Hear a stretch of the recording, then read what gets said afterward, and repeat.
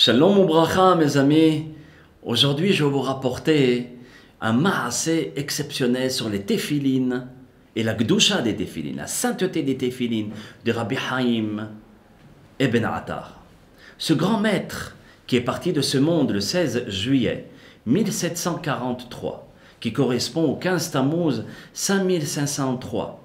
C'était un Motsaï Shabbat, la fin de Shabbat de la paracha de Balak.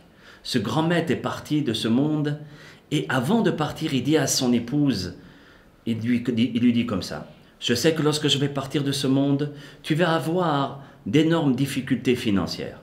C'est pour cela qu'il dit à sa femme: écoute, j'ai mes téphilines. Je sais que des gens vont venir vouloir l'acheter. Tu la vendras à un prix très haut. Et quelqu'un va venir l'acheter, Be'ezrat Hashem, et avec cet argent, tu pourras vivre très longtemps avec. Be'ezrat Hashem Itbarach. Le Rahaïm Akadosh est parti de ce monde, et quelques mois après, frappa à sa porte une personne qui venait de Livourne, et qui avait l'habitude d'envoyer de l'argent au yeshivot de Rabbi Haïm Ben Attar, et qui avait l'habitude d'épauler ces yeshivot. Et donc ce grand milliardaire, il s'adresse à la femme de Rabbi Haïm Ben Attar pour acheter sa paire de tefilin. Il offre un prix exorbitant, un prix très fort. Et la femme de Rabbi Haïm dit d'accord. Mais il lui dit attention, il y a certaines conditions. Qu'au moment où vous avez les téphilines sur vous, de la même manière que Rabbi Haïm Ben Attar ne parlait pas avec ses téphilines, ne parlez surtout pas avec vos téphilines, sauf pour parler des divrei Torah et d'études de la Torah. La deuxième chose, ça va plus loin. Pas seulement parler, même penser. Vous n'avez pas le droit de penser à votre business ou quoi que ce soit, si ce n'est que de la Torah. Ça ne doit pas être facile. Est-ce que vous êtes prêt toujours à acheter cette paire de tefilines? Et le Richard, il dit: je vais tout faire pour essayer, Be'ezrat Hashem, de respecter ces conditions-là. Et c'est là où le Richard, il paye les téphilines, et il est heureux comme un ange pour recevoir ses paires de téphilines. Le lendemain matin, il met ses téphilines, et il est connecté directement avec la yeshiva Shel Ma'ala, avec la yeshiva céleste. Et il ressent une gdusha, une sainteté exceptionnelle à ce moment-là. Vous voyez, c'est comme la potion magique à Mavdil avec Obélix et Astérix. Exactement le même système, cette force colossale que ce Richard a pu ressentir. Des mois et des mois, Baruch Hashem, notre Richard essaye de respecter ces conditions. Un jour, il y a un des bras droits de Richard qui arrive affolé au bureau dans la synagogue, et il dit: oh là là, il faut absolument que vous fassiez une lettre pour sauver de l'argent. Le Rav dit, le Richard dit: chut, ne me parle pas, je t'en supplie. Je ne veux pas penser à quoi que ce soit, rien que de Torah. Et il continue à lire de la Torah. Mais le bras droit commence à s'affoler encore plus. Et il transmet malheureusement cette peur à notre Richard. Notre Richard, à ce moment-là, il se tourne du côté de son bras droit. Il lui dit, sans parler, il lui dit: qu'est-ce qui se passe?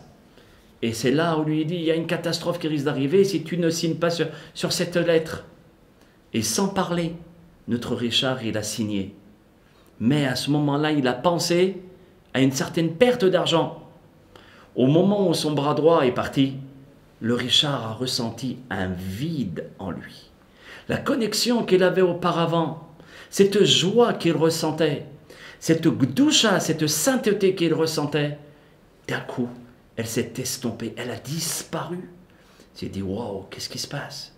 Il s'est dit: je vais essayer de vérifier la paire de tefilines. C'est là où il part chez le plus grand sofer de la ville, scribe de la ville, qui lui ouvre la paire de téphilines de Rabbi Haïm Ben Attar. Ils ouvrent la paire de téphilines, et écoutez bien, ils étaient estomaqués de découvrir que sur les parchemins, rien n'était écrit. Pour dire qu'au moment où cet homme, ce Richard, a pensé au business, les lettres se sont envolées, à l'instar des lettres qui se sont envolées au moment où Moshe Rabbeinu avait les 10 commandements. Ce n'est pas les pierres que Moshe Rabbeinu a jetées, c'est les lettres qui se sont envolées.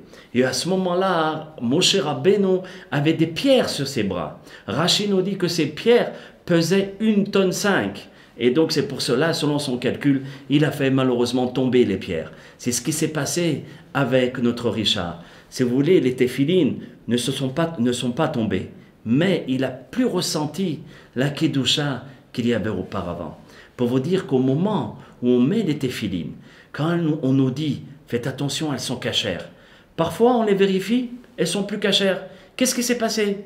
Naturellement, peut-être ça vient de la faute du scribe, mais ce n'est pas toujours de sa faute. Parfois, c'est notre faute. Ou on pense, ou bien on parle de discussions qui n'ont aucun rapport avec la Kedusha. Et si vous voulez, nous avons une certaine implication, ou bien nous avons une certaine influence sur cette paire de tefilines, ou bien sur la mezouza, ou bien sur autre chose, sur le Sefer Torah que nous avons, et ça a une influence, et ça rend la paire de tefilines, ou la mezouza, ou le Sefer Torah non cachère. Et parfois le scribe peut être sérieux, et peut être vraiment très sérieux, et qui nous a donné une paire de tefilines cachère. Mais c'est notre conduite parfois qui rend la paire de tefilines, ou de mezouza, ou de Sefer Torah non cachère. Qu'Hachem nous aide, Be'ezrat Hashem, à respecter minutieusement la Kedusha qui se trouve à l'intérieur de nos téphilines, à l'intérieur de notre mezouza, à l'intérieur de nos Sefer Torah qui se trouvent dans nos synagogues, afin de pouvoir nous conduire avec Kedusha et de faire descendre la Kedusha sur nous et dans le peuple d'Israël. Bracha ve'atzlacha, et que le mérite de Rabbi Haim ben Atta vous accompagne et accompagne tout le peuple d'Israël. Amen.